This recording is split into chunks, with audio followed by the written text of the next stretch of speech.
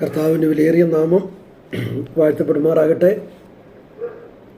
വിവിധ സ്ഥലങ്ങളിൽ, വിവിധ ഭവനങ്ങളിൽ മറ്റുമായിരുന്ന് ദൈവവചനം ശ്രദ്ധിക്കുന്ന എല്ലാ ബഹുമാന്യ പ്രിയപ്പെട്ടവർക്കും കർത്താവായ യേശു ക്രിസ്തുവിൻ്റെ നിസ്തുല്യ നാമത്തിൽ എൻ്റെ സ്നേഹവന്ദനം അറിയിച്ചു കൊള്ളുന്നു.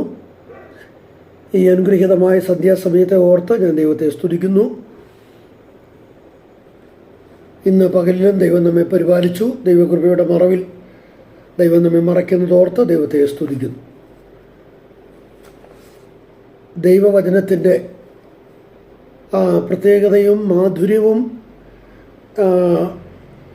വെളിപ്പെടുത്തുന്ന മനോഹരമായ ഒരു പാട്ട് നമുക്ക് കേൾക്കുവാനായിട്ട് ഇടയായി തീർന്നു. ദൈവത്തിൻ്റെ വചനമാണ് നമ്മളെ വീണ്ടും ജനിപ്പിച്ചത്. ദൈവത്തിൻ്റെ വചനമാണ് നമ്മെ ഈ ലോകത്തിൽ അനുദിനം വഴി നടത്തിക്കൊണ്ടിരിക്കുന്നത്.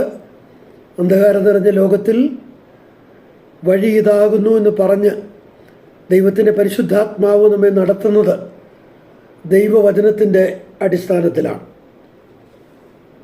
ആ വചനത്തിൻ്റെ മുമ്പിൽ ഇന്ന് രാത്രിയിലും കടന്നു വരുവാൻ ദൈവം നമ്മെ സഹായിച്ചതോർത്ത് ദൈവത്തെ സ്തുതിക്കുന്നു. നമ്മൾ കഴിഞ്ഞ ദിവസങ്ങളിൽ വായിച്ച ആ വാക്യം ഞാൻ ഒന്നുകൂടി വായിക്കുന്നു. അപ്പോസ്തലനായ പൗലോസ് ഫിലിപ്പിയർക്ക് എഴുതിയ ലേഖനം 2-ാം അധ്യായം അതിൻ്റെ 12-ാം വാക്യം. അതുകൊണ്ട് പ്രിയമുള്ളവരെ, നിങ്ങൾ എല്ലായ്പ്പോഴും അനുസരിച്ചതുപോലെ ഞാൻ അരികത്തിരിക്കുമ്പോൾ മാത്രമല്ല, ഇന്ന് ദൂരത്തിരിക്കുമ്പോൾ ഏറ്റവും അധികമായി ഭയത്തോടും വിറയലോടും കൂടെ നിങ്ങളുടെ രക്ഷയ്ക്കായി പ്രവർത്തിപ്പീൻ.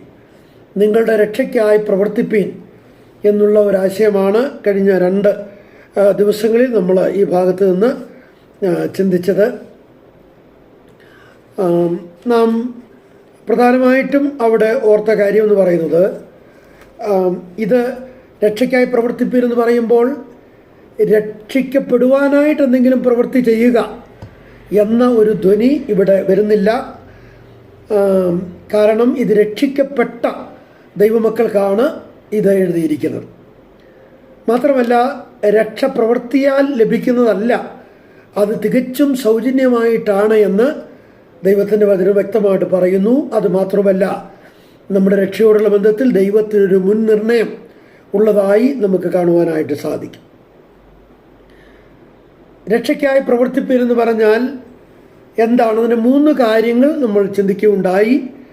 ഒന്ന്, രക്ഷിക്കപ്പെട്ടവരായതുകൊണ്ട് പ്രവർത്തിപ്പീൻ. ഞാൻ രക്ഷിക്കപ്പെട്ടൊരു വ്യക്തി ആയതുകൊണ്ട് ഞാൻ പ്രവർത്തിക്കണം. 2, നിങ്ങളുടെ രക്ഷയെ പ്രാവർത്തികമാക്കുവീൻ. ഞാനിനി അത് വിശദീകരിക്കുവാനായിട്ട് ആഗ്രഹിക്കുന്നില്ല. 3-ാമത്തെ കാര്യം, ത്രികാല രക്ഷയിലെ 2-ാമത്തെ ഭാഗം അഥവാ രക്ഷിക്കപ്പെട്ടുകൊണ്ടിരിക്കുന്നു എന്നുള്ള കാര്യം നമ്മുടെ ജീവിതത്തിൽ അനുദിനം പ്രാവർത്തികമാക്കുവാനായിട്ട് നമ്മൾ ശ്രമിക്കുക എന്നുള്ളതാണ്. ഇനി ഒരു കാര്യം കൂടെ പറഞ്ഞ് ഞാൻ അവിടെ നിന്ന് മുന്നോട്ട് പോകുകയാണ്. നിങ്ങളുടെ രക്ഷയ്ക്കായി പ്രവർത്തിപ്പീൻ എന്ന് പറഞ്ഞാൽ, രക്ഷിക്കപ്പെട്ട അവസ്ഥ അതിൻ്റെ പൂർത്തീകരണത്തിലേക്ക് കൊണ്ടുവരിക എന്നുള്ളതാണ് അവിടുത്തെ ഒരാശയം. രക്ഷിക്കപ്പെട്ട അവസ്ഥ അതിൻ്റെ പൂർത്തീകരണത്തിലേക്ക് കൊണ്ടുവരിക എന്നുള്ളതാണ് അതിൻ്റെ ഒരാശയം. രക്ഷിക്കപ്പെട്ട അവസ്ഥ അതിൻ്റെ പൂർത്തീകരണത്തിലേക്ക് കൊണ്ടുവരിക എന്നുള്ളതാണ്. അതിന് ബ്രിങ് സംതിങ് ടു കംപ്ലീഷൻ. നമ്മൾ ആ രക്ഷിക്കപ്പെട്ട അവസ്ഥ അതിൻ്റെ പൂർത്തീകരണത്തിലേക്ക് കൊണ്ടുവരിക. അതിന് 1-2 ആശയങ്ങൾ ഞാൻ പറഞ്ഞങ്ങ് മുന്നോട്ട് പോകാം. നമ്മൾ രക്ഷിക്കപ്പെട്ടപ്പോൾ കർത്താവായ യേശുക്രിസ്തുവിനെ നമ്മുടെ സ്വന്തം കർത്താവായി സ്വീകരിച്ചതാണ്. സ്വന്തം കർത്താവായി നമ്മൾ സ്വീകരിച്ചതാണ്. ആ കാര്യം നമ്മുടെ ജീവിതത്തിൽ നിർവഹിക്കപ്പെടണം. എന്ന് പറഞ്ഞാൽ വേറെ കർത്താക്കന്മാർ നമ്മുടെ ജീവിതത്തിൽ ഉണ്ടാകാൻ പാടില്ല.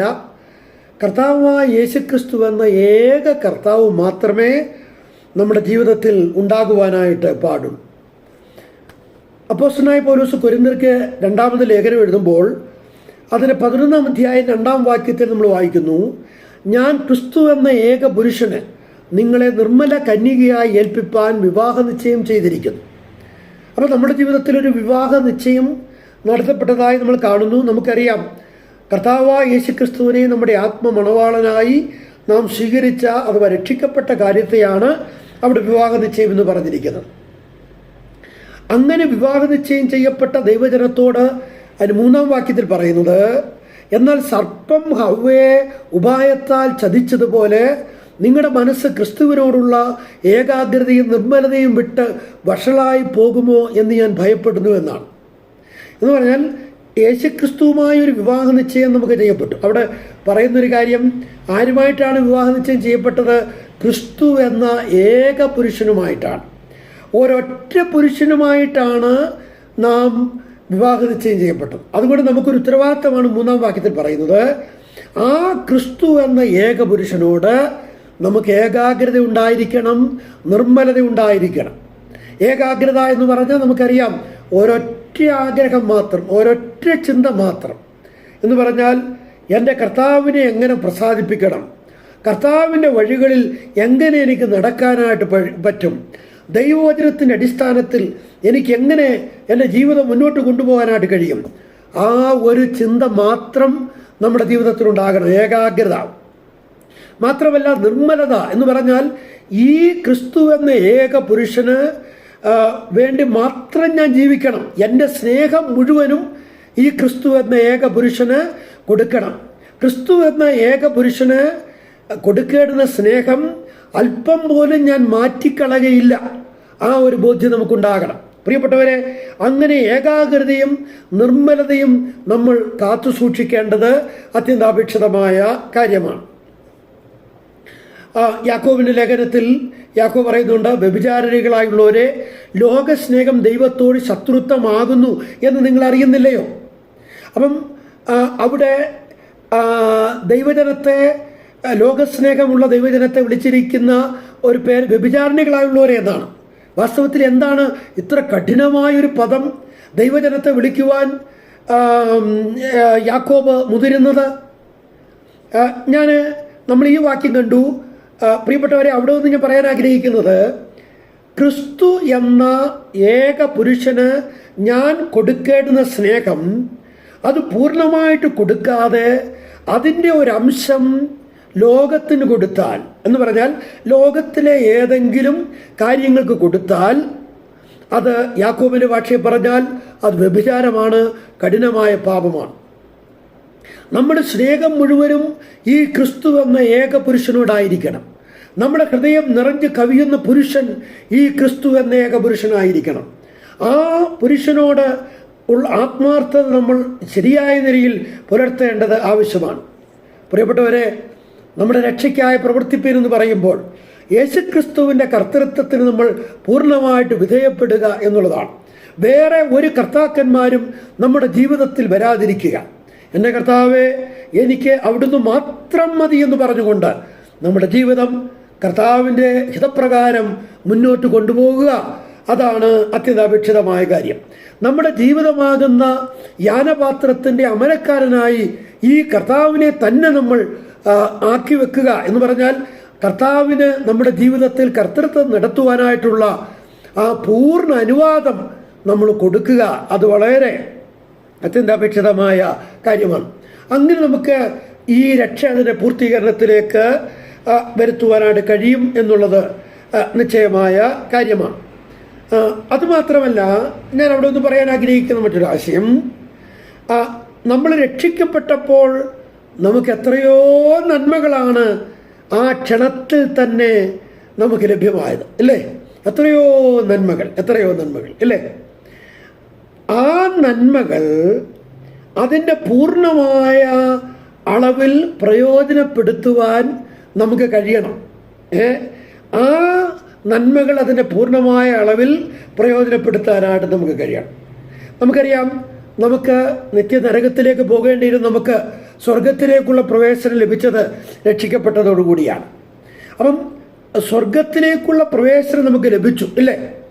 അതുകൊണ്ട് ഈ ഭൂമിയിൽ നമ്മളായിരിക്കുമ്പോൾ, ഞാൻ എൻ്റെ കർത്താവിന് സന്നിധിയിൽ ചെല്ലുമ്പോൾ ലജ്ജിതരായി തീരാനിടയാകരുത്. അതിനുവേണ്ടി ഇവിടെ നമുക്ക് പ്രവർത്തിക്കുവാനായിട്ട് കഴിയും. നമുക്കറിയാം, നാം പലയിടങ്ങളിൽ വായിക്കുന്നുണ്ട്, നനയാത്ത നാഴികയിൽ മനുഷ്യപുത്രം വരുന്നത് കൊണ്ട് ഒരുങ്ങിയിരിപ്പി.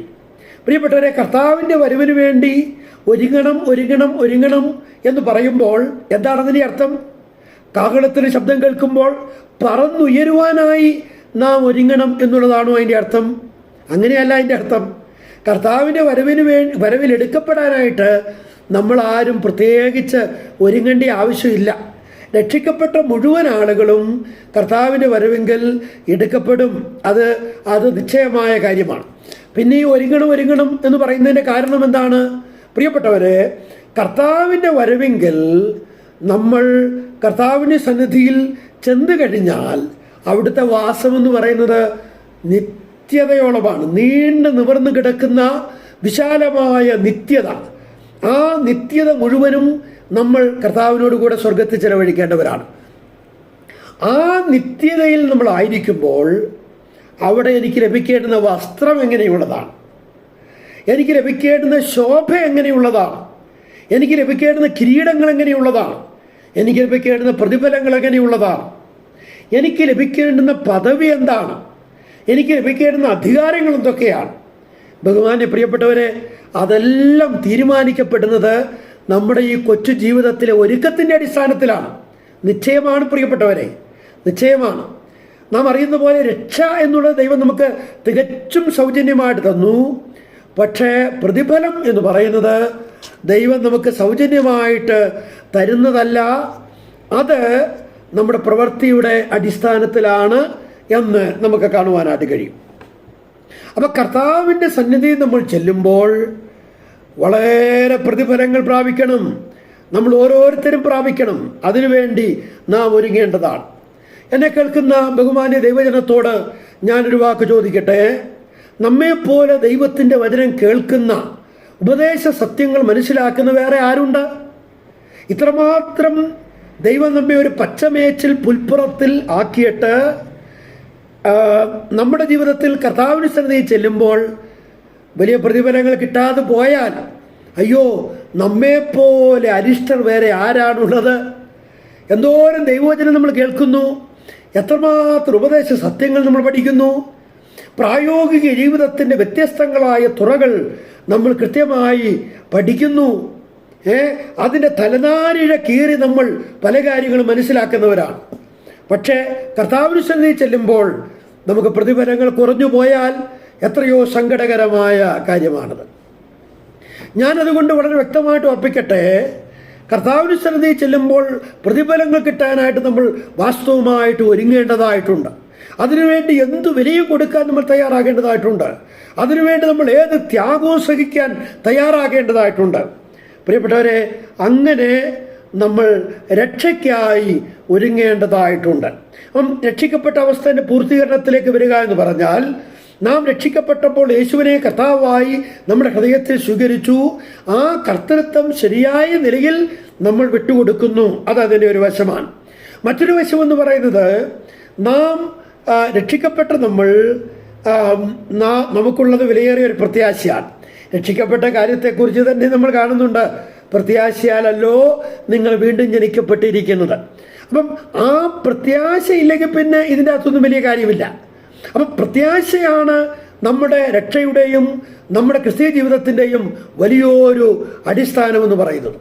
അപ്പം നമ്മൾ കർത്താവിൻ്റെ സന്നിധിയിൽ ചെല്ലുമ്പോൾ അവിടെ നമ്മൾ ഏറെ പ്രയോജനമുള്ളവരായി നിൽക്കുവാൻ, അവിടെ നമ്മൾ ശോഭയേറിയ വസ്ത്രങ്ങൾ ലഭിപ്പാൻ, അവിടെ നമുക്ക് നല്ല ശോഭ കിട്ടുവാൻ, അവിടെ നല്ല കിരീടങ്ങൾ, പ്രതിഫലങ്ങൾ, പദവികൾ, അധികാരങ്ങളൊക്കെ കിട്ടുവാൻ, ബഹുമാനി പ്രിയപ്പെട്ടവരെ, ഇവിടെ നമ്മൾ പ്രവർത്തിക്കേണ്ടത് അത്യന്താപേക്ഷിതമായ കാര്യമാണ്. നമുക്ക് ഈ നാളുകളിൽ അതെങ്ങനെയുണ്ട്, എത്രമാത്രമുണ്ട് എന്നൊക്കെ നമ്മളെ തന്നെ ഒന്ന് വിശകലനം ചെയ്തു പോകുന്നത് വളരെ നല്ല കാര്യമാണ്. അതിനുവേണ്ടിയാണല്ലോ ദൈവത്തിൻ്റെ വലിയൊരു വചനത്തിന് മുമ്പിൽ നമ്മൾ ഓരോരുത്തരും ആയിരിക്കുന്നത്. രക്ഷയ്ക്കായി നമ്മൾ പ്രവർത്തിക്കുക. മാത്രമല്ല, നമ്മൾ കർത്താവ് നമ്മളെ രക്ഷയ്ക്കായിട്ട് വിളിച്ചതിനൊരു ഉദ്ദേശമുണ്ട്. രക്ഷയ്ക്കായിട്ട് കർത്താവ് നമ്മളെ വിളിച്ചതിന് ഒരു ഉദ്ദേശമുണ്ട്. എഫേസ്യ ലേഖനം 1-ാം അധ്യായം അതിൻ്റെ 18-ാം വാക്യത്തിൽ നമ്മൾ വായിക്കുന്നുണ്ട്, അവൻ്റെ വിളിയാനുള്ള ആശ ഇന്നതെന്ന് തിരിച്ചറിയേണ്ടതിന്. അപ്പോൾ കർത്താവ് നമ്മളെ രക്ഷയിലേക്ക് വിളിച്ചതിന് കർത്താവിന് ചില ആശയുണ്ട്, ലക്ഷ്യങ്ങളുണ്ട്. അത് നാം മനസ്സിലാക്കണം. വേദപുസ്തകത്തിലെ ഒരുപാട് വാക്യങ്ങൾ അതിനുണ്ട്. ഞാനതിലേക്കൊന്നും കടക്കുവാനായിട്ട് ഇന്ന് രാത്രി താല്പര്യപ്പെടുന്നില്ല. അപ്പോൾ കർത്താവ് നമ്മളെ വിളിച്ചപ്പോൾ കർത്താവിന് നമ്മളെക്കുറിച്ചൊരു ഉദ്ദേശമുണ്ട്. എന്തിനാ കർത്താവ് നമ്മളെ തിരഞ്ഞെടുത്തത്? എന്തിനാ കർത്താവ് നമ്മളെ വിളിച്ചത്? പ്രിയപ്പെട്ടവരെ, ഞാനെന്ന വ്യക്തിയിലൂടെ കർത്താവിന് ചില കാര്യങ്ങൾ പ്രവർത്തിക്കാനായിട്ടുണ്ട്. അതിനുവേണ്ടിയാണ് കർത്താവ് നമ്മെ ഓരോരുത്തരെയും തിരഞ്ഞെടുത്തത്. അപ്പം അവൻ്റെ വിളിയാനുള്ള ആശ എന്താണ് എന്ന് ഞാൻ മനസ്സിലാക്കുകയും ആ ആശയ്ക്ക് അനുസരണമായി നാം പ്രവർത്തിക്കുകയും ചെയ്യണം. അത് അത്യന്താപേക്ഷിതമായ കാര്യമാണ്. കർത്താവ് നമ്മളെ സഹായിക്കട്ടെ. അപ്പം രക്ഷയ്ക്കായി പ്രവർത്തിപ്പേരെന്ന് പറഞ്ഞാൽ അതിന് നാലാമത്തെ ആശയം, നാം രക്ഷിക്കപ്പെട്ട അവസ്ഥ അതിന് പൂർത്തീകരണത്തിലേക്ക് കൊണ്ടുവരിക എന്നുള്ളതാണ്. നമുക്കൊരു കാര്യം അറിയാം, നമ്മൾ രക്ഷിക്കപ്പെട്ടത് എന്ന് പറയുന്നത് അത് ആ രക്ഷ അതിൽ തന്നെ പൂർണ്ണമാണ്. ആ രക്ഷ അതിൽ തന്നെ പൂർണ്ണമാണ്. അല്ലാതെ നമ്മൾ കുറച്ച് രക്ഷിക്കപ്പെട്ടു ബാക്കി പിന്നെ രക്ഷിക്കപ്പെടും എന്നുള്ളതല്ല. നമ്മൾ രക്ഷിക്കപ്പെട്ട രക്ഷ അതിൽ തന്നെ പൂർണ്ണമാണ്. അപ്പോൾ തന്നെ കഴിഞ്ഞ ആഴ്ച നമ്മൾ കണ്ടതുപോലെ ത്രികാല രക്ഷ, അത് ഈ രക്ഷയുടെ പ്രവർത്തനത്തോടുള്ള ബന്ധത്തിൽ പറയുന്ന കാര്യങ്ങളാണ് എന്നുള്ളതും നമുക്ക് നന്നായിട്ടറിയാം.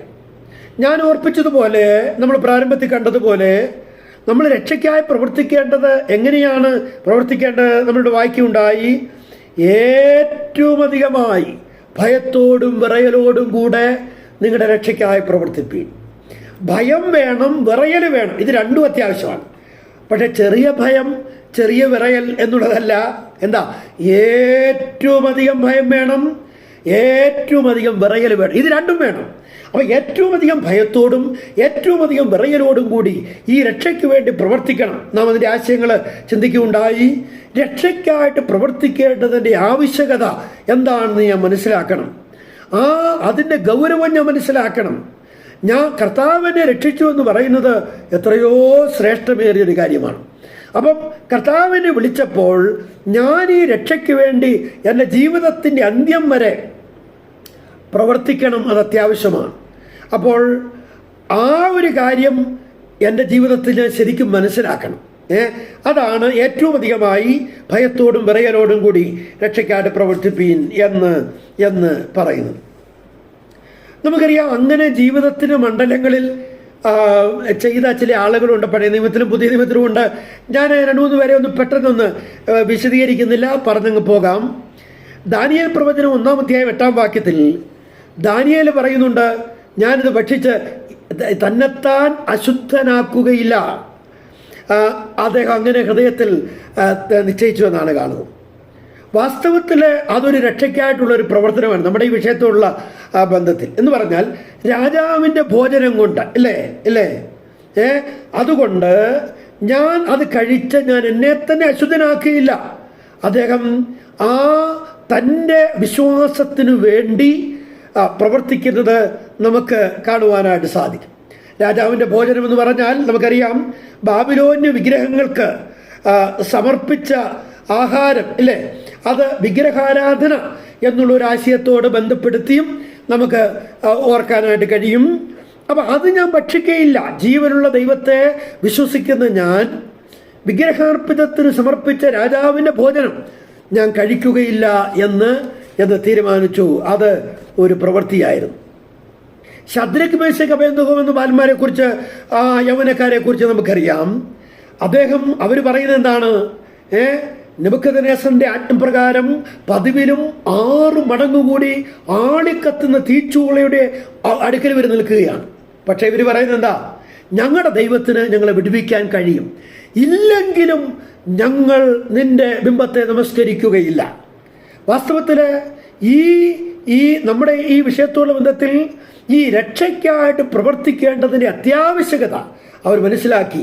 ഈ ബിംബത്തെ നമസ്കരിക്കാൻ പാടില്ല എന്നുള്ള ആഴമേറിയ സത്യം അവർ മനസ്സിലാക്കി. അതിനുവേണ്ടി അവർ പ്രവർത്തിക്കുന്നതായി നമുക്ക് കാണുവാനായിട്ട് സാധിക്കും. വേറൊരു ഉദാഹരണം ഞാൻ പറയാം. 1 കൊരിന്ത്യർ 16-ാം അധ്യായം അതിൻ്റെ 15-ാം വാക്യത്തിൽ 1 കൊരിന്ത്യർ 16-ാം അധ്യായം അതിൻ്റെ 15-ാം വാക്യത്തിൽ സ്തെഫനാസിനെ കുറിച്ച് നമ്മൾ കാണുന്നുണ്ട്. സ്തെഫാനോസ് അല്ല, സ്തെഫനാസിനെ കുറിച്ച് നമ്മൾ കാണുന്നുണ്ട്. സ്തെഫനാസിനെ കുറിച്ച് കാണുന്നത് വിശുദ്ധന്മാരുടെ ശുശ്രൂഷയ്ക്ക് തങ്ങളെ തന്നെ സമർപ്പിച്ചു. ആ കുടുംബം തങ്ങളെ തന്നെ സമർപ്പിച്ചെന്നാണ് കാണുന്നു. അഖായിലെ ആദ്യ ഫലമാണ് അവരുടെ പ്രത്യേകത നമ്മൾ കാണുന്നത്. വിശുദ്ധന്മാരുടെ ശുശ്രൂഷയ്ക്ക് അവർ അവരെ തന്നെ സമർപ്പിച്ചു എന്ന് പറഞ്ഞാൽ വിശുദ്ധന്മാരെ ശുശ്രൂഷിക്കേണ്ടതിൻ്റെ അത്യാവശ്യകത ഈ കുടുംബം മനസ്സിലാക്കി. അതുകൊണ്ട് അതിനുവേണ്ടി അവരെ തന്നെ സമർപ്പിച്ചു. അതിനവർ അഡിക്റ്റായി എന്നാണ് ഇതിന് മുൻഭാഷ കൊടുത്തിരിക്കുന്നത്. പ്രിയപ്പെട്ടവരെ, എന്ന് പറഞ്ഞാൽ വിശുദ്ധന്മാരെ ശുശ്രൂഷിക്കുക എന്ന് പറയുന്നത് എത്രയോ ഗൗരവമുള്ള കാര്യമാണ് എന്ന് അവർ മനസ്സിലാക്കി അതിനുവേണ്ടി അവരെ തന്നെ സമർപ്പിക്കുന്ന ഒരു ചിത്രം നമുക്കവിടെ കാണാനായിട്ട് സാധിക്കും. വേറൊരു ഉദാഹരണം ഞാൻ ഓർപ്പിക്കാം. 2 കൊരിന്ത്യർ 6:3 കൊരിന്ത്യർക്ക് എഴുതിയ 2-ാം ലേഖനം 6-ാം അധ്യായം 3-ാം വാക്യത്തിൽ പൗലോസ് പറയുന്നുണ്ട്, ശുശ്രൂഷയ്ക്ക് ആക്ഷേപം വരാതിരിപ്പാൻ. എന്നിട്ട് താൻ പറയുന്നത് എന്തെല്ലാം സഹിക്കുന്നു, ഇല്ലേ, എന്തെല്ലാം ത്യാഗങ്ങൾ അനുഭവിക്കുന്നു. എല്ലാറ്റിൻ്റെ ഉദ്ദേശം ഒന്ന് മാത്രമേ ഉള്ളൂ, ശുശ്രൂഷയ്ക്ക് ആക്ഷേപം വരരുത് എന്ന് പറഞ്ഞാൽ പൗലോസിന് ഒരു കാര്യം നന്നായിട്ട് അറിയാമായിരുന്നു. എൻ്റെ ശുശ്രൂഷ എന്ന് പറയുന്നത് ആക്ഷേപം വരാൻ പാടില്ലാത്തതാണ്, അത് പവിത്രമാണ്, അത് മാന്യമാണ്, അത് ഏറ്റവും ശ്രേഷ്ഠമേറിയതാണ്. പ്രിയപ്പെട്ടവരെ, അതുകൊണ്ട് എനിക്ക് എന്തെങ്കിലും പ്രശ്നം വന്നാലും കുഴപ്പമില്ല, ഞാൻ തകർന്നാലും സാരമില്ല, ഞാൻ ഇല്ലാതെ ആയാലും സാരമില്ല, എൻ്റെ ശുശ്രൂഷയ്ക്ക് ഒരിക്കലും ആക്ഷേപം വരാൻ പാടില്ല. ആ ബോധ്യം എനിക്കുണ്ടായിരുന്നു. പ്രിയപ്പെട്ടവരെ, ആ ആശയങ്ങളൊക്കെയാണ് ഇവിടെ നമുക്ക് കാണുവാനായിട്ട് സാധിക്കുന്നത്. നമ്മൾ വേറൊരു ഉദാഹരണം കൂടെ ഞാൻ പറയാം. ഫിലദൽഫിയ സഭയെക്കുറിച്ച് നമ്മൾ വെളിപ്പാട് പുസ്തകത്തിൽ വായിക്കുമ്പോൾ അവിടെ ദൈവം പറയുന്നുണ്ട്, നിനക്കല്പമേ ശക്തിയുള്ളൂ എങ്കിലും നീ എൻ്റെ വചനം കാത്തു. എന്താ ഫിലദൽഫിയയിലെ വിശ്വാസികൾക്ക് ദൈവത്തിൻ്റെ വചനം കാക്കണം, അതിൻ്റെ ആവശ്യകത നന്നായിട്ട് മനസ്സിലായി. എങ്ങനെയും ജീവിച്ചാൽ പോരാ, നമ്മുടെ ജീവിതത്തിൻ്റെ ചുവടുകളിൽ ദൈവത്തിൻ്റെ വചനം സൂക്ഷിച്ച് ജീവിക്കണം, മുന്നോട്ട് പോകണം. ഏത് ജീവിത മേഖലകളിലും ഏത് ജീവിത സാഹചര്യങ്ങളിലും ദൈവത്തിൻ്റെ വചനം അത് കാത്ത് അതിന് പ്രാധാന്യം കൊടുത്ത് ആ ദൈവത്തിൻ്റെ വഴികളിൽ മുന്നോട്ട് പോകണമെന്ന് ഫിലദൽഫിയ സഭയിലെ വിശ്വാസികൾക്ക് ബോധ്യം വന്നു. പ്രിയപ്പെട്ടവരെ, ഞാൻ ഈ ആശയങ്ങളെല്ലാം കൂടെ ചേർത്ത് പറയുകയാണ്. ഞാൻ രക്ഷയ്ക്കായിട്ട് പ്രവർത്തിക്കേണ്ടതിൻ്റെ അത്യാവശ്യകത നമുക്ക് ബോധ്യം വരണം. ഞാനത് ചെയ്തേ പറ്റുകയുള്ളൂ, എനിക്ക് വേറെ യാതൊരു ഓപ്ഷനുമില്ല, ഞാനത് ചെയ്തേ പറ്റുകയുള്ളൂ എന്നുള്ള ആഴമേറിയ ബോധ്യം നമുക്ക് ഉണ്ടാകണം. അതാണ് ഏറ്റവും അധികമായി ഭയത്തോടും വിറയലോടും കൂടെ നിങ്ങളുടെ രക്ഷയ്ക്കായി പ്രവർത്തിപ്പീൻ എന്ന് പറയുന്നത്. ഞാനിനി ഈ വിഷയത്തിൻ്റെ അടുത്ത ഒരു ഭാഗത്തേക്ക് വരികയാണ്. അത് എന്തിനെല്ലാം വേണ്ടിയാണ് നാം രക്ഷയ്ക്കായി പ്രവർത്തിക്കേണ്ടത്? എന്തിനെല്ലാം വേണ്ടിയാണ് നാം രക്ഷയ്ക്കായി പ്രവർത്തിക്കേണ്ടത്? എന്തിനെല്ലാം വേണ്ടിയാണ് നാം രക്ഷയ്ക്കായി പ്രവർത്തിക്കേണ്ടത്? എന്തിനെല്ലാം വേണ്ടിയാണ് നാം രക്ഷയ്ക്കായി പ്രവർത്തിക്കേണ്ടത്? ഈ ഭാഗത്ത് നിന്ന് തന്നെ ഈ ചില കാര്യങ്ങൾ പറയാനാണ് ഞാൻ ആഗ്രഹിക്കുന്നത്. എന്തിനെല്ലാം വേണ്ടിയാണ് നാം രക്ഷയ്ക്കായിട്ട് പ്രവർത്തിക്കേണ്ടത്? ഒന്നാമത്തെ കാര്യം, അനുഗ്രഹീതമായ ഒരു സഭാ ജീവിതത്തിന് വേണ്ടി നാം പ്രവർത്തിക്കണം. രക്ഷയ്ക്കായി പ്രവർത്തിക്കുക എന്ന് പറയുമ്പോൾ അനുഗ്രഹീതമായ ഒരു സഭാ ജീവിതത്തിന് വേണ്ടി നാം രക്ഷയ്ക്കായി പ്രവർത്തിക്കണം. പ്രിയപ്പെട്ടവരെ, നമ്മുടെ വ്യക്തിപരമായ ജീവിതം നന്നായിട്ട് പോകാൻ പോരായോ നമ്മൾ രക്ഷയ്ക്കായിട്ട് പ്രവർത്തിക്കേണ്ടത്? പോരാ. നമ്മുടെ സ്ഥലം സഭ അനുഗ്രഹത്തോട് പോകുവാനും നമ്മൾ പ്രവർത്തിക്കണം. അതും രക്ഷയ്ക്കായിട്ട് പ്രവർത്തിക്കുക എന്നുള്ളതിൻ്റെ ഒരാശയമാണ്. ദൈവം നമ്മളെ ഒരു സ്ഥലം സഭയിലാക്കി വച്ചിരിക്കുന്നു എന്ന് പറയുമ്പോൾ അതൊരു വലിയ കാര്യം തന്നെയാണ്. നമ്മളിപ്പോൾ ഒരു സ്ഥലത്ത് ചെന്നു, അവിടെ അടുത്തൊരു സഭ കണ്ടു, അവിടെ ആരാധനയ്ക്ക് പോയി, അല്ലെങ്കിൽ ഞങ്ങളുടെ പിതാക്കന്മാരെ ഇവിടെ വന്ന് താമസിച്ചു, ഞങ്ങൾ അന്നു മുതൽ ഈ സഭയിലാണ് പോകുന്നത്, അല്ലെങ്കിൽ എന്നെ ഒരാൾ ഇന്ന സഭയിലേക്ക് വരാനായിട്ട് വിളിച്ചു, ഞാൻ ആ സഭയിൽ പോകുന്നു. കാര്യങ്ങളൊക്കെ ശരിയായിരിക്കാം. പക്ഷെ പ്രിയപ്പെട്ടവരെ, ആ സംഭവത്തിലൂടെ ദൈവം നമ്മളെ ആ സഭയിലാക്കുകയാണ് ചെയ്തത്. ദൈവം നമ്മളെ അവിടെ ആക്കുകയാണ്. ദൈവം ഒരു സ്ഥലം സഭയിലാക്കുമ്പോൾ ദൈവത്തിന് വളരെ വ്യക്തമായ പദ്ധതികൾ അതിലൂടെയുണ്ട്. ദൈവത്തിന് വ്യക്തമായ ഉദ്ദേശങ്ങൾ അതിലൂടെ ഉണ്ട് എന്നുള്ളതും നിശ്ചയമായ കാര്യമാണ്. അപ്പം നാം ഉൾപ്പെട്ടു നിൽക്കുന്ന സ്ഥലം സഭ ഏറ്റവും അനുഗ്രഹീതമായി മുന്നോട്ട് പോകാൻ നമുക്ക് കഴിയണം. നമുക്കറിയാം, അല്ലെങ്കിൽ തന്നെ നമുക്കറിയാം, ആത്മീകരായ ആളുകൾ ഉൾപ്പെട്ട് നിൽക്കുന്ന സ്ഥലം സഭകളൊക്കെ നല്ല സഭകളായിരിക്കും, ഇല്ലേ? ആ സഭകളൊക്കെ നല്ല ആത്മീക നിലവാരത്തിൽ തന്നെ പോകുന്ന സഭകളായിരിക്കും. ആ സഭകളിലൊക്കെ ദൈവം ആഗ്രഹിക്കുന്ന ആത്മീയ ശുശ്രൂഷകളൊക്കെ നടത്തപ്പെടും. എന്നാൽ നേരെ തിരിച്ചൊന്ന് ചിന്തിച്ച്, ജഡിയന്മാർ കൂടുതലുള്ള സഭ, ആത്മീയ താല്പര്യമില്ലാത്തവർ കൂടുതലുള്ള സഭ, ആ സഭയിൽ എന്താ നടക്കുന്നത്? പ്രിയപ്പെട്ടവരെ, കേവലം ഒരു സഭ എന്ന നിലയിൽ അങ്ങ് പോകുന്നു എന്ന് മാത്രമേ ഉള്ളൂ. അതിൽ ആത്മീയരായ ആളുകൾ ഒരുപക്ഷെ ഉണ്ടായേക്കാം. അവർ സങ്കടപ്പെട്ട് ദുഃഖിച്ച് കഴിയുകയാണ്. പ്രിയപ്പെട്ടവരെ, അങ്ങനെയുള്ള സഭകളും നമ്മുടെ ഇടയിൽ ഉണ്ട് എന്നുള്ളതും നിശ്ചയമായ ഒരു കാര്യമാണ്. അപ്പം നമ്മുടെ സ്ഥലം സഭ ഏറ്റവും അനുഗ്രഹിക്കപ്പെട്ട നിലയിൽ മുന്നോട്ട് പോകുവാൻ നമ്മൾ ഓരോരുത്തരും അതിനുവേണ്ടി പ്രയത്നിക്കണം, പ്രവർത്തിക്കണം എന്നുള്ളത് കാണാൻ കഴിയും. ഈ 2-ാം അധ്യായത്തിൻ്റെ 1 മുതൽ 11 വരെയുള്ള വാക്യങ്ങൾ ഈ പോയിന്റിന് ഉപോത്ബലകമായ വാക്യങ്ങളാണ്. 1 മുതൽ 11 വരെയുള്ള വാക്യങ്ങൾ അനുഗ്രഹീതമായ ഒരു സഭാജീവിതത്തിൽ. പ്രിയപ്പെട്ടവരെ, സ്ഥലം സഭയുടെ നന്മയും അനുഗ്രഹവും നമ്മുടെ ഓരോരുത്തരുടെയും ജീവിത ലക്ഷ്യമായിരിക്കണം. നമുക്കറിയാം, സ്ഥലം സഭയുടെ അനുഗ്രഹത്തിനു വേണ്ടി പ്രവർത്തിച്ച, പ്രയത്നിച്ച, കഠിനാധ്വാനം ചെയ്ത, അതിനുവേണ്ടി വിട്ടുവീഴ്ചകൾ ചെയ്ത, പല കാര്യങ്ങൾ ക്ഷമിച്ച, പല കാര്യങ്ങൾ പരിത്യജിച്ച നമ്മുടെ പിതാക്കന്മാർ അനേകരുണ്ട്, അല്ലേ? അവരെ ആരെയും ദൈവം കൈവിട്ടില്ല, അവരെ തലമുറകളെയും ദൈവം കൈവിട്ടില്ല. ഒരു കാര്യം നമ്മൾ ഓർക്കണം, സ്ഥലം സഭയുടെ അഭിവൃദ്ധിക്ക് വേണ്ടി നമ്മൾ അധ്വാനിക്കുക എന്ന് പറയുന്നത് ദൈവത്തിന് വളരെ ഇഷ്ടമുള്ള കാര്യമാണ്. ദൈവത്തിൻ്റെ പദ്ധതിയിലെ ഏറ്റവും പ്രധാനപ്പെട്ട വിഷയം എന്ന് പറയുന്നത് സഭയാണ്. അപ്പോൾ ആ സഭയുടെ പരിപോഷണം എന്ന് പറയുന്നത് കർത്താവിനെന്ന പോലെ നമ്മൾ ചെയ്യുന്നു എന്നുള്ളതിൽ ഏറ്റവും പ്രധാനപ്പെട്ട കാര്യമാണ്. നമ്മളൊക്കെ പലവിധത്തിലുള്ള സംഘടനാ പ്രവർത്തനങ്ങളിൽ ഏർപ്പെടുന്നവരാണ് മിക്കവരും. അതൊക്കെ നമ്മൾ അതിലേർപ്പെടുമ്പോഴും അതെല്ലാം സഭയ്ക്ക് മുകളിലുള്ള അല്ല, സഭയ്ക്ക് താഴെ നിന്നുകൊണ്ടാണ് ചെയ്യുന്നത്. സഭയ്ക്ക് താഴെ നിന്നുകൊണ്ട് സ്ഥലം സഭകളുടെ വളർച്ചയ്ക്ക് വേണ്ടിയും സ്ഥലം സഭകളുടെ ആത്മീക ഉന്നമനത്തിന് വേണ്ടിയുമാണ് ഈ സംഘടനാ പ്രവർത്തനങ്ങളിലൂടെയൊക്കെ സഹോദരന്മാർ ചെയ്തുകൊണ്ടിരിക്കുന്നത്. അപ്പോൾ ഞാൻ പറഞ്ഞു വരുന്നത്, സഭയുടെ നന്മ എന്ന് പറയുന്നത് നമ്മുടെ ഓരോരുത്തരുടെയും വലിയൊരു ലക്ഷ്യമായിരിക്കണം. നേരെ മറിച്ച് നമുക്ക് ചിന്തിക്കാം, സഭയിൽ പ്രശ്നമുണ്ടാക്കിയ പിതാക്കന്മാർ, സഭയിൽ വഴക്കുണ്ടാക്കിയവർ, സഭയ്ക്ക് ക്ഷീണം വരുത്തിയ ആളുകൾ, സഭാ ഹോള് പൂട്ടിയിട്ട ആളുകൾ, നമുക്കറിയാം എത്രയെത്ര ഉദാഹരണങ്ങൾ. അവരാരും അനുഗ്രഹിക്കപ്പെട്ടിട്ടില്ല എന്ന് മാത്രമല്ല, അവരുടെ തലമുറകൾ പോലും ഇന്നും അനുഗ്രഹിക്കപ്പെട്ടിട്ടില്ല എന്നുള്ള ആ വ്യക്തമായ രേഖാചിത്രം നമ്മൾ കണ്ടുകൊണ്ടിരിക്കുന്നവരാണ്. അപ്പോൾ സ്ഥലം സഭയ്ക്ക് നമ്മൾ മുഖാന്തരം ഒരു ക്ഷീണം വരാൻ പാടില്ല. അത് പ്രത്യേകം നമ്മൾ ശ്രദ്ധിക്കണം.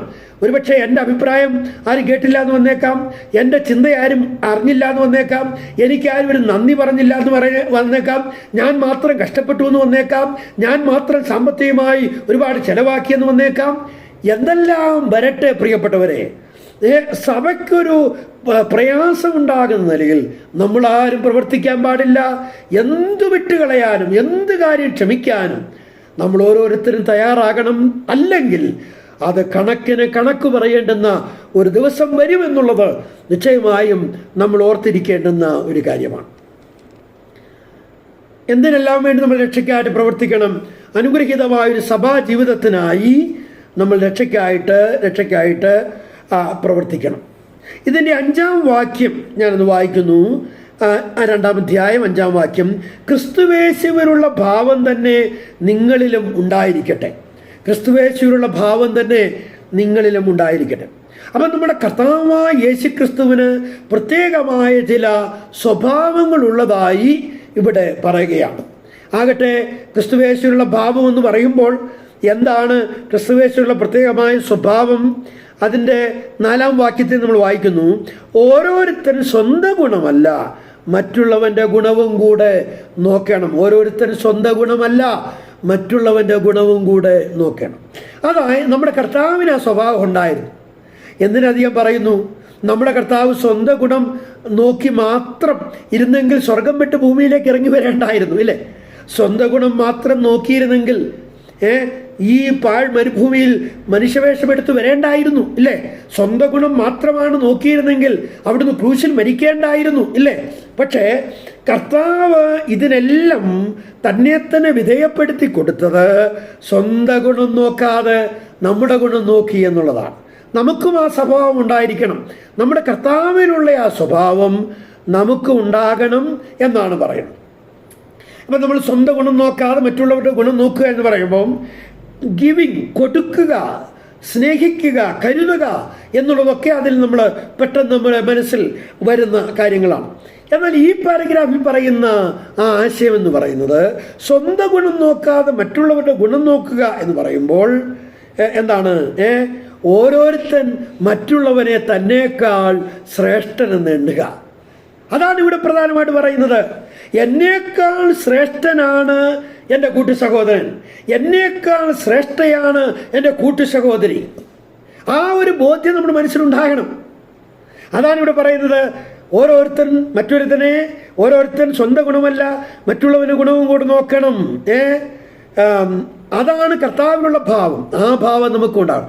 എൻ്റെ ഗുണം നോക്കി ഞാൻ വലിയവൻ, എൻ്റെ കാര്യം ഏറ്റവും ശ്രേഷ്ഠമായിട്ട് നടക്കണം എന്ന് ചിന്തിക്കുക എന്നുള്ള രീതിയല്ല, മറ്റുള്ളവരെ എന്നേക്കാൾ ശ്രേഷ്ഠരായിട്ട് കാണാൻ എനിക്ക് കഴിയണം.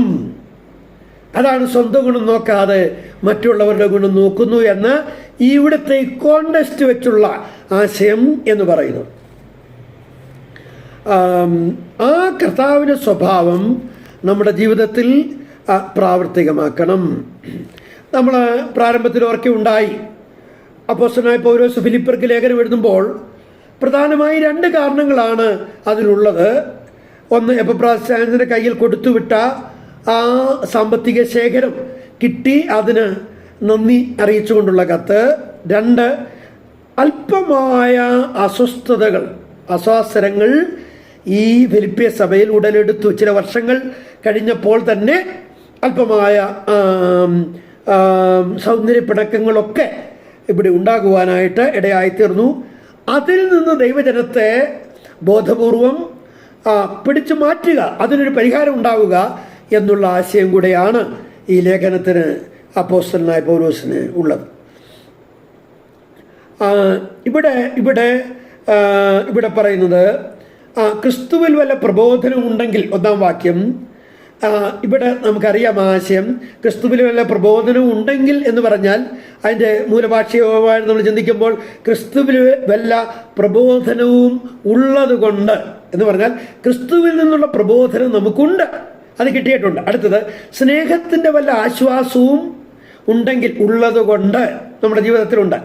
ആത്മാവിൻ്റെ വല്ല കൂട്ടായ്മയും ഉണ്ടെങ്കിൽ എന്ന് പറഞ്ഞാൽ ഒരു സംശയരൂപേണയല്ല അവിടെ പറയുന്നത്, ഉള്ളതുകൊണ്ട് വല്ല ആർദ്രതയും മനസ്സലിവും ഉണ്ടെങ്കിൽ. വിൽപ്പർക്ക് അങ്ങനെ ഉള്ളവരാ. അപ്പം അതുള്ളത് കൊണ്ട് നിങ്ങൾ എന്ത് ചെയ്യണം?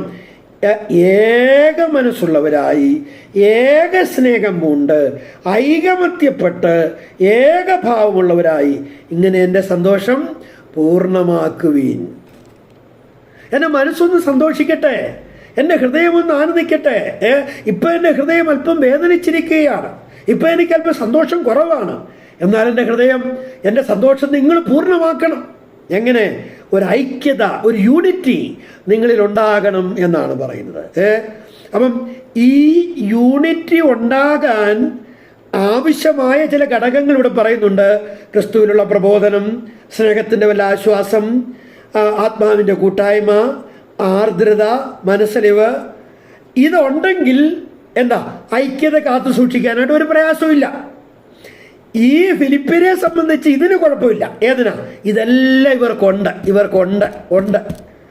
ഇതുണ്ടെങ്കിലും ചില ആളുകൾ ഓരോരുത്തൻ മറ്റുള്ളവനെ തന്നേക്കാൾ ശ്രേഷ്ഠനെന്ന് എണ്ണാൻ സാധിക്കാത്തത് കൊണ്ട് ക്രിസ്തുവിൽ വല്ല പ്രബോധനം ഉണ്ടെങ്കിൽ ഉള്ളതായിട്ട് ഭാവിക്കത്തില്ല.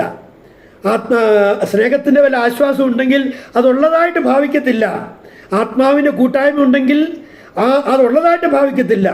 ആർദ്രതയും മനസ്സലിവും ഒന്നും ഉണ്ടെന്ന് ഭാവിക്കത്തേയില്ല. പ്രിയപ്പെട്ടവരെ, അങ്ങനെ അവർ മുന്നോട്ട് പോയി. അപ്പോൾ ആ കാര്യത്തിനൊരു പരിഹാരം ഉണ്ടാകണം എന്നുള്ള നിലയിലാണ് അപ്പോസ്തലനായ പൗലോസ് ഈ കാര്യം ഇവിടെ പറയുന്നത്. അപ്പോൾ ഓരോരുത്തർ മറ്റുള്ളവനെ തന്നേക്കാൾ ശ്രേഷ്ഠനെന്ന് എണ്ണിക്കൊള്ളണം. ഇവിടെ ഐകമത്യപ്പെടുക എന്ന് പറയുമ്പോൾ മൂന്നാം വാക്യം, ശാഠ്യത്താലോ ദുരഭിമാനത്താലോ ഒന്നും ചെയ്യാതെ താഴ്മയോടെ ഓരോരുത്തർ മറ്റുള്ളവനെ തന്നേക്കാൾ ശ്രേഷ്ഠനെന്ന് എണ്ണിക്കൊള്ളണം. അപ്പം എന്നേക്കാൾ ശ്രേഷ്ഠനാണ് എൻ്റെ കൂട്ടുവിശ്വാസി എന്ന് ഞാൻ കരുതണമെങ്കിൽ എനിക്കെന്തോ വേണം? എനിക്ക് താഴ്മ വേണം. ഇപ്പം ഞാൻ എന്നേക്കാൾ ശ്രേഷ്ഠനാണ് എൻ്റെ കൂട്ടുവിശ്വാസി എന്ന് ചിന്തിക്കുന്നില്ലെങ്കിൽ അതിൻ്റെ അർത്ഥം എന്താണെന്നറിയാമോ? എനിക്ക് താഴ്മയില്ലെന്ന് മാത്രമല്ല, എനിക്കുള്ളത് ശാഠ്യവും ദുരഭിമാനവുമാണ് എന്നുള്ളതാണ്. അത് വലിയൊരു പ്രശ്നം കേട്ടോ, അത് വലിയൊരു പ്രശ്നമാണ്. ശാഠ്യം. നമ്മൾ പിള്ളേരോടൊക്കെ പറയാറില്ലേ, കുഞ്ഞെ ശാഠ്യം പിടിക്കാതെ, ഇല്ലേ? കൊച്ചു പിള്ളേർക്ക് മാത്രമല്ല, പ്രായമുള്ളവർക്കും പക്വതയുള്ളവർക്കും ചിലപ്പോൾ ശാഠ്യം വരാൻ സാധ്യതയുണ്ട്. മറ്റൊന്ന് ദുരഭിമാനം എന്ന് പറഞ്ഞാൽ നമുക്കറിയാം, ഞാൻ അല്പനായിരിക്കെ മഹാനെന്ന് നിരൂപിക്കുക. ശരിക്കും ഞാൻ അല്പനാണ്. പക്ഷെ എൻ്റെ ചിന്ത എന്താ? ഞാൻ ഏതാണ്ട് ഞാൻ മഹാനാണെന്ന് ഞാൻ തന്നെ അങ്ങ് ചിന്തിക്കുക. എന്നെ കാണുന്നവരും എന്നോട് ഇടപെടുന്നവരും ഒക്കെ മനസ്സിലാക്കുന്നത് ഞാൻ അല്പനാണെന്നാണ്. എന്നാൽ എൻ്റെ മാത്രം ചിന്ത ഞാനൊരു മഹാനാണെന്നാണ്. ഭാവിക്കേണ്ടതിന് മീതെ ഭാവിച്ചുയരുക എന്നുള്ളതാണ്. പ്രിയപ്പെട്ടവരെ, നമ്മളുടെ ജീവിതത്തിൽ ശാഠ്യവും ദുരഭിമാനവും വരുന്നത് ഞാൻ ആരാണ് എന്നുള്ള ആ അവസ്ഥ ഞാൻ അറിയാതെ ഞാൻ ഭാവിക്കേണ്ടതിന് മീതെ ഭാവിച്ചുയരുമ്പോഴാണ്. കൃപാവരങ്ങളുടെ കാര്യത്തെക്കുറിച്ചും റോമാലേഖനം 12-ാം അധ്യായം 3-ാം വാക്യത്തിൽ പറയുന്നുണ്ട്, ഭാവിക്കേണ്ടതിന് മീതെ ഭാവിച്ചുയരാതെ ഓരോരുത്തര് അവനവൻ്റെ വരം കൊടുത്തുപോലെ സുബോധമാകും വണ്ണം നടക്കണമെന്ന് ഞാൻ നിങ്ങളോട്. അപ്പം ഭാവിക്കേണ്ടതിന് മീതെ ഭാവിച്ചുയരാതെ കൃപാവരങ്ങളുടെ കാര്യത്തിലും അതാണ്. എന്ന് പറഞ്ഞാൽ എനിക്ക് കിട്ടിയ കൃപാവരം ഏതാണെന്നുള്ളത് ഞാൻ മനസ്സിലാക്കണം. 1 കൊരിന്ത്യർ 12:1 നമ്മൾ വായിക്കുന്നുണ്ട്, സഹോദരന്മാരെ, ആത്മീകവരങ്ങളെക്കുറിച്ച് നിങ്ങൾ അറിവില്ലാതിരിക്കരുത്. അപ്പം നമുക്ക് കിട്ടിയ കൃപാവരങ്ങളെക്കുറിച്ച് നമ്മൾ അറിവുള്ളവരായിരിക്കണം. എന്നിട്ട് ഒരാൾ ആ വ്യക്തിക്ക് കിട്ടാത്ത കൃപാവരം ഉണ്ട് എന്ന് ചിന്തിച്ച് അത് ജ്വലിപ്പിക്കാനായിട്ട് ശ്രമിക്കുക. അത് അപകടകരമായ ഒരു കാര്യമാണ്. ഇപ്പം വാഹനം ഓടിക്കാൻ അറിയാത്ത ഒരാൾ വാഹനം ഓടിക്കുന്ന കണ്ണുകൊണ്ട് എനിക്കും വാഹനം ഓടിക്കാൻ പറ്റും എന്ന് വിചാരിച്ച് വാഹനം ഓടിക്കുന്ന പോലെ ഇതെവിടെയെങ്കിലും ചെന്ന് ഇടിക്കും, കുഴി ചെന്ന് ചാടും, ഇല്ലേ? ഭാവിക്കേണ്ടതിന് മീതെ ഭാവിച്ചു വരിക. നമുക്ക് കിട്ടിയ കൃപാവരങ്ങൾ നാം മനസ്സിലാക്കുകയും ആ കൃപാവരങ്ങൾ ശരിയായ നിലയിൽ നമ്മൾ വിനിയോഗിക്കുകയും ചെയ്യണം എന്നുള്ളത് അത്യന്താപേക്ഷിതമായ കാര്യമാണ്. ഇവിടെയും അതാണ് നമ്മൾ കാണുന്നത്. ശാഠ്യത്താലോ ദുരഭിമാനത്താലോ ഒന്നും ചെയ്യരുത്.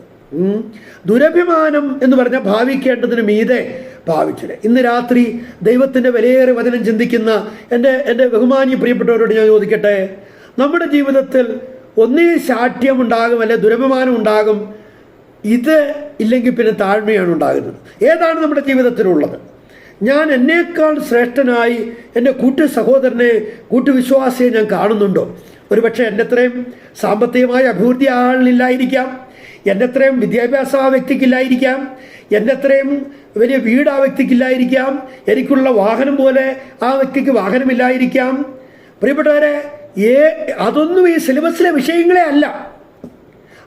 നാം മറ്റുള്ളവരെ ശ്രേഷ്ഠരായിട്ട് കാണണം. അത് അത്യന്താപേക്ഷിതമായ കാര്യമാണ്. അതിനാവശ്യം താഴ്മയാണ്.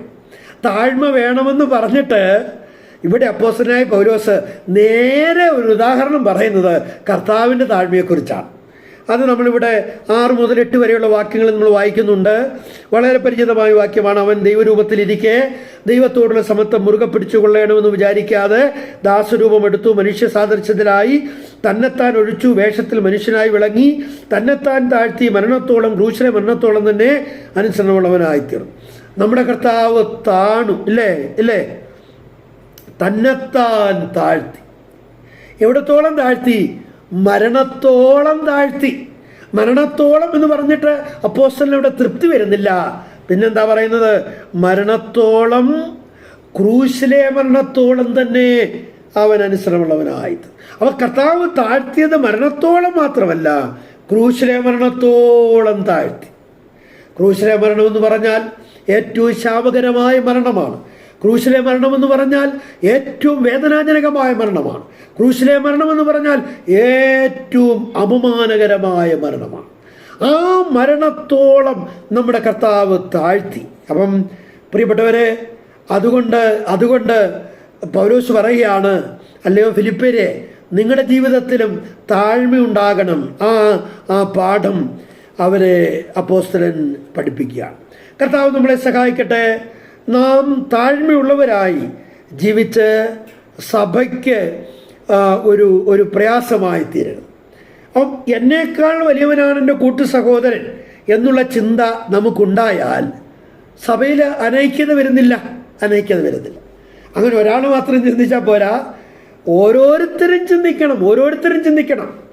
അങ്ങനെ സ്ഥലം സഭ അനുഗ്രഹത്തോടെ മുന്നോട്ട് പോകുവാനായിട്ട് കഴിയും എന്ന് കാണാനായിട്ട് കഴിയും. 2-ാം വാക്യത്തിൽ നിങ്ങൾ ഏക മനസ്സുള്ളവരായി ഏകസ്നേഹം കൊണ്ട് ഐകമത്യപ്പെട്ട് എന്ന് നമ്മളിവിടെ കാണുകയാണ്. ഏകഭാവമുള്ളവരായി എല്ലാം ഒരു ഐക്യതയാണ് കാണിക്കുന്നത്.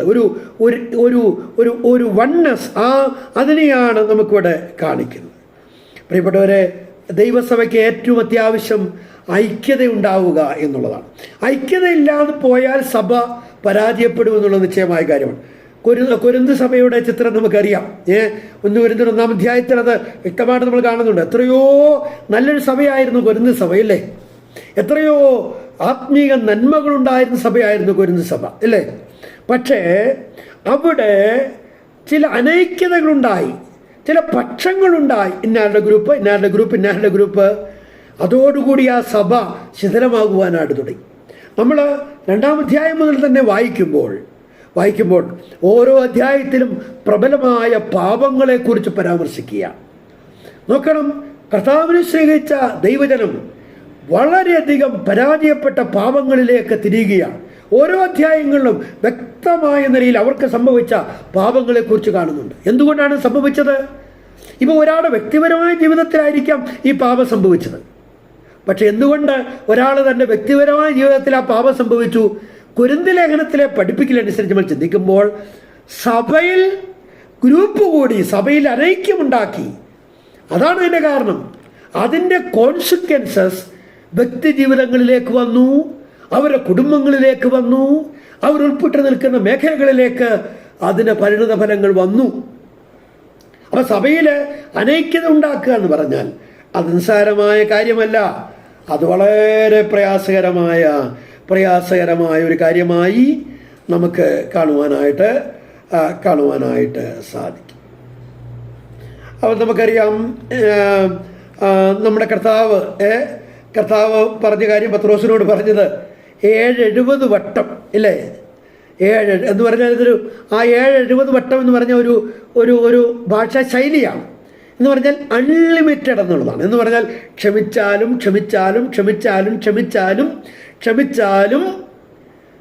തീരത്തില്ല. അങ്ങനെ ക്ഷമിച്ചുകൊണ്ടേയിരിക്കുക.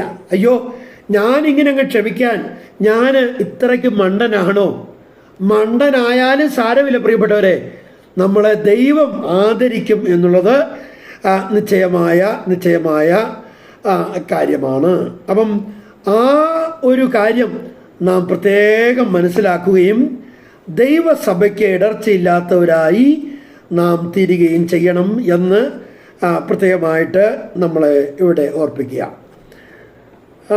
നമ്മൾ യാക്കോബിൻ്റെ ലേഖനത്തിൽ നമ്മൾ കാണുന്നുണ്ട് 4-ാം അധ്യായം 10-ാം വാക്യം, കർത്താവിന് സന്നിധി താഴ്വീൻ, എന്നാൽ അവൻ നിങ്ങളെ ഉയർത്തും. കർത്താവിൻ്റെ നാമത്തിന് മഹത്വത്തിനായി, അല്ലെങ്കിൽ സഭയിൽ ഒരു ഭിന്നത, ഒരു അനൈക്യത ഉണ്ടാകാതിരിക്കാനായിട്ട് ഞാൻ എന്നെ തന്നെ ഇങ്ങ് താഴ്ത്തി. ഞാൻ എന്നെ തന്നെ താഴ്ത്തുക എന്ന് പറഞ്ഞാൽ എന്നേക്കാൾ വലിയവനായ എൻ്റെ കൂട്ടുസഹോദരനെ കണ്ടു, ഇല്ലേ? സ്വന്തം ഗുണം നോക്കാതെ മറ്റുള്ളവരുടെ ഗുണം നോക്കി. അങ്ങനെ ഞാൻ എന്നെ തന്നെ താഴ്ത്തി. അങ്ങനെ താഴ്ത്തിയാൽ നമ്മളെ മാനിക്കുന്ന ഒരു കർത്താവുണ്ട് എന്നുള്ളത് എത്രയോ ശ്രേഷ്ഠമേറിയ ഒരു കാര്യമാണ്. നമ്മൾ ആരും സഭയ്ക്ക് ഇടർച്ച ഉണ്ടാക്കുന്നവരാകരുത്. നമ്മുടെ കർത്താവ് പറഞ്ഞു, ഇടർച്ച വരാതിരിക്കുന്നത് അസാധ്യം. ഇടർച്ച വരികയില്ല എന്ന് പറയുന്നത് എത്രമാത്രം ശരിയാണെന്ന് അറിയത്തില്ല. ഇടർച്ച വന്നു പോകാം. പക്ഷേ കർത്താവ് പറഞ്ഞു, ഇടർച്ച വരുത്തുന്നവന് അയ്യോ കഷ്ടം. എന്നിട്ട് കർത്താവ് എന്നാ പറഞ്ഞത്, അവൻ്റെ കഴുത്തിൽ വലിയൊരു തിരികല്ല് കെട്ടി സമുദ്രത്തിൻ്റെ ആഴത്തിൽ അവനെ ഇട്ട് കളയുന്നത് അവന് നന്ന്. വേറെ ആരുടെയും നന്മയല്ല ഇവിടെ പറയുന്നത്. വേറെ ആളുകൾക്ക് നന്മ ഉണ്ടാകാം, പക്ഷേ അവൻ്റെ നന്മയ്ക്ക് വേണ്ടിയാണ് ഇത് പറയുന്നത്. എന്താ, ഈ തിരികല്ല് എവിടെ കെട്ടണം? കഴുത്തിൽ കെട്ടണം. കയ്യിലോ കാലിലോ ആണെങ്കിൽ ചിലപ്പോൾ വെള്ളത്തിൽ നിന്ന് പൊങ്ങി വരും. കഴുത്തിൽ കെട്ടിയാൽ പൊങ്ങി വരാൻ പാടാ, തലയല്ലേ മുങ്ങുന്നത്. എങ്ങനെയുള്ള തിരികല്ലാണ് കെട്ടേണ്ടത്? ചെറിയ കല്ലാണോ? അല്ല, വലിയൊരു തിരികല്ല് എന്ന് പറഞ്ഞാൽ ഒരു കാരണവശാലും വെള്ളത്തിൽ നിന്ന് പൊങ്ങി വരരുത്. എവിടാ കൊണ്ടുവരേണ്ടത്? സമുദ്രത്തിലാണ്, തോട്ടിലൊന്നുമല്ല. സമുദ്രത്തിൻ്റെ എവിടെ ഇടണം? സമുദ്രത്തിൻ്റെ ആഴത്തിലിടണം. എന്ന് പറഞ്ഞാൽ ഇവൻ ഇനി കയറി വന്ന് സഭയ്ക്കൊരു പ്രശ്നം ഉണ്ടാക്കരുത്, ഇടർച്ച ഉണ്ടാക്കരുത്. കർത്താവ് എത്ര ഗൗരവമായിട്ടാണ് ഈ കാര്യങ്ങൾ പറയുന്നത്. ഞാൻ ആ ഭാഗം ഇനി വിശദീകരിക്കാനായിട്ട് ആഗ്രഹിക്കുന്നില്ല. ഇവിടെ 1 മുതൽ 11 വരെയുള്ള വാക്യങ്ങളിൽ നമ്മൾ കാണുന്നത് അനുഗ്രഹീതമായൊരു സഭാ ജീവിതത്തിനു വേണ്ടി നാം രക്ഷയ്ക്കായിട്ട് പ്രവർത്തിക്കണം എന്നുള്ളതാണ്. സഭ എന്നുള്ളത് കർത്താവിൻ്റെ വകയാണ്. കർത്താവ് സ്വന്തം രക്തത്താൽ സമ്പാദിച്ച കർത്താവിൻ്റെ സമ്പാദ്യമാണ് സഭ. വെളിപ്പാട് പുസ്തകം 1-ാം അധ്യായത്തിൽ അത് കർത്താവിൻ്റെ പൊൻനിലവിളക്കാണ്. കർത്താവിൻ്റെ ദൃഷ്ടിയിൽ ഏറ്റവും ശ്രേഷ്ഠമായതാണ് സഭ. ആ സഭയുടെ നന്മയ്ക്ക് വേണ്ടി ഞാൻ എന്തൊക്കെ ചെയ്യുന്നു അതിനെയെല്ലാം കർത്താവ് മാനിക്കും. മറിച്ച് ആ സഭയ്ക്കൊരു വിഘ്നം വരുത്തുന്ന എന്തെങ്കിലും കാര്യം നമ്മുടെ ആരുടെയും ജീവിതത്തിൽ ഉണ്ടാകാൻ പാടില്ല. അത് വളരെ ഗൗരവമായി നമ്മൾ ചിന്തിക്കേണ്ടതായിട്ടുണ്ട്. ഓരോ ദിവസവും നമ്മളത് ഓർക്കേണ്ടതായിട്ടുണ്ട്. കർത്താവ് നമ്മളെ പ്രത്യേകമായിട്ട് സഹായിക്കണം. എന്തിനെല്ലാം വേണ്ടിയാണ് നാം രക്ഷയ്ക്കായിട്ട് പ്രവർത്തിക്കേണ്ടത് എന്നുള്ളതാണ് നമ്മൾ ചിന്തിക്കുന്നത്. ഒന്ന്, അനുഗ്രഹീതമായൊരു സഭാ ജീവിതത്തിന് വേണ്ടി നമ്മൾ രക്ഷയ്ക്കായിട്ട് പ്രവർത്തിക്കണം. ഇനി രണ്ടാമത്തെ കാര്യം ഞാനൊന്ന് ജസ്റ്റ് പറഞ്ഞു വെച്ച് ഇന്നത്തെ ക്ലാസ് അവസാനിപ്പിക്കുന്നു. കർത്താവ് അനുവദിക്കുന്നുവെങ്കിൽ അടുത്ത ആഴ്ചയെ നമുക്ക് ഇത് ബാക്കി നമുക്ക് ചിന്തിക്കാം. വേർപാട് ജീവിതത്തിനായി നാം രക്ഷയ്ക്കായിട്ട് പ്രവർത്തിക്കണം. വേർപാട് ജീവിതത്തിനായി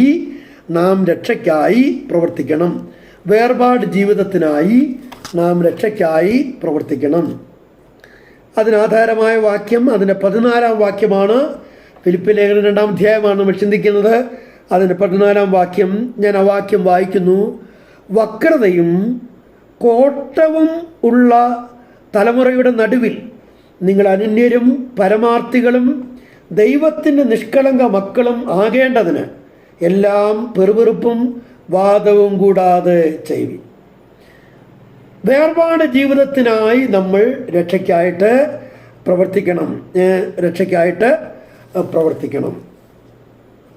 വേർപെട്ട ജീവിതം എന്ന് പറയുന്നത് ദൈവത്തിൻ്റെ വചനം വളരെ വ്യക്തമായി പഠിപ്പിക്കുന്ന സത്യമാണ്. പഴയ നിയമത്തിലും പുതിയ നിയമത്തിലും അതിൻ്റെ വ്യക്തമായ രേഖകൾ കാണാനായിട്ട് കഴിയും.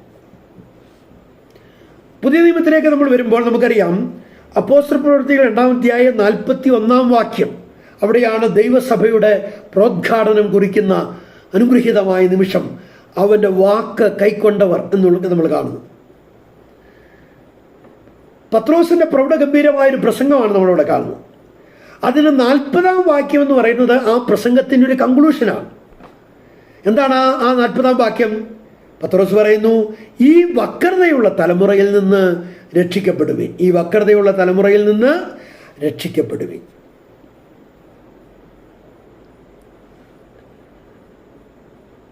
നാൽപ്പത്തൊന്നാം വാക്യം വായിക്കുന്ന അവൻ്റെ വാക്ക് കൈക്കൊണ്ടവർ ഇല്ലേ? ഏത് വാക്കാ? ഈ വക്രതയുള്ള തലമുറയിൽ നിന്ന് എന്ന് പറഞ്ഞാൽ അവർ ഞങ്ങൾ രക്ഷിക്കപ്പെട്ടു എന്ന് പറഞ്ഞാൽ അതിനർത്ഥം എന്താണെന്നറിയാമോ? ഞങ്ങൾക്കിനി വക്രതയുള്ള തലമുറ വേണ്ട, ഞങ്ങൾക്കിനി വക്രതയുള്ള തലമുറയുടെ കാലഗതികൾ വേണ്ട, ഞങ്ങൾക്ക് ഈ വക്രതയുള്ള തലമുറയുടെ ആചാര രീതികൾ വേണ്ട, ഞങ്ങൾക്കിനി കർത്താവ് മതി, കർത്താവ് അപ്പോസ്തലന്മാർ മതി, അവരുടെ പഠിപ്പിക്കലുകൾ മതി. പ്രിയപ്പെട്ടവരെ, അവരാണ് അവൻ്റെ വാക്ക് കൈക്കൊണ്ട് എന്ന് പറഞ്ഞാൽ, ഞാൻ ഇന്ന് രാത്രി പറയട്ടെ, ഈ രക്ഷ എന്ന ആ പദത്തിൽ തന്നെ എന്തുകൊണ്ട്? വേർപാടുമുണ്ട്. രക്ഷ എന്ന ആ പദത്തിൽ തന്നെ വേർപാടുമുണ്ട്. ഒരു വാക്കുകൂടി ഞാൻ പറഞ്ഞ് അവസാനിപ്പിക്കുന്നു.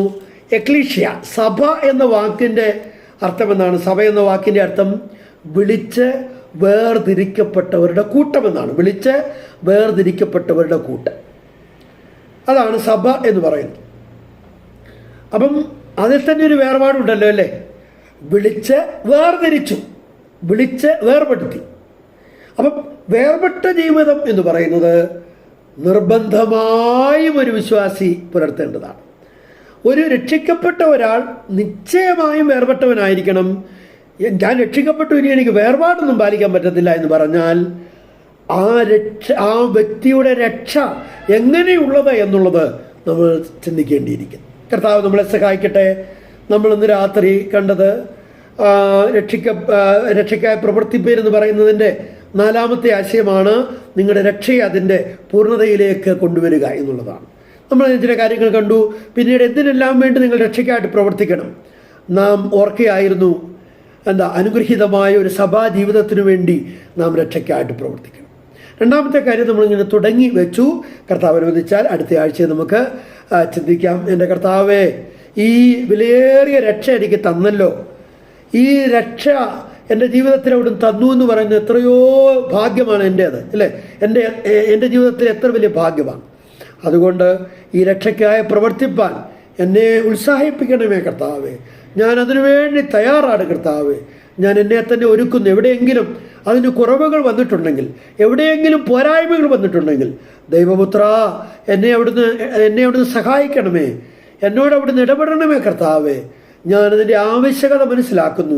ഏറ്റവും അധികമായി ഭയത്തോടും വിറയലോടും കൂടെ ഞാൻ രക്ഷയ്ക്കായിട്ട് പ്രവർത്തിക്കാൻ ഞാൻ എന്നെ തന്നെ ഒന്നുകൂടെ സമർപ്പിക്കുന്നു കർത്താവേ എന്ന് നമുക്ക് പറയാം. ഈ ചിന്തകളാൽ ദൈവം നമ്മെ എല്ലാവരെയും അനുഗ്രഹിക്കട്ടെ. കർത്താവിൻ്റെ വിലയേറിയ നാമം ഇന്നും എന്നേക്കും മഹത്വപ്പെടുമാറാകട്ടെ. ആമേൻ.